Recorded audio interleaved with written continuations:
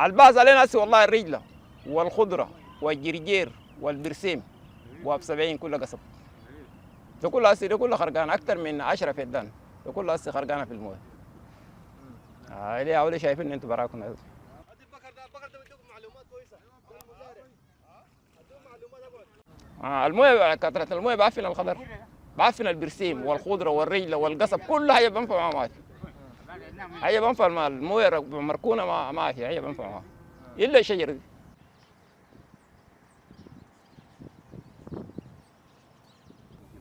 والله المويه دي هسه قليله شديد من حد البحر الوراني للشارع الدايري، ده كله قرن.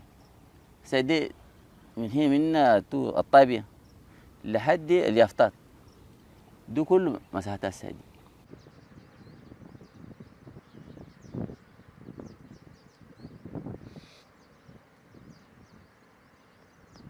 خضار مستوي تب، والبرسيم ده بقطعه فوقه اول يوم ينزل في زي 4 فدان 5 فدان، دي غرق.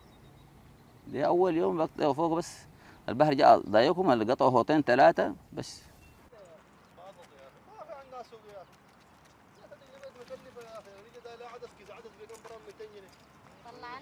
ما متوقع انه يجي وقت زي ده، لكن احنا البحر ده هو لسه ارتفاعه للقيفه لسه وقته ما جاء، لكن على شغل الكماين الناس بحفروا بيحفتوا باللودرات وبيحفروا بالهناي خشب بالحفر بالواطي، لكن هسه البحر ده هو لسه زمنه ما جاء، يعني من القيفه شنو لسه شويه ما نازل شويه.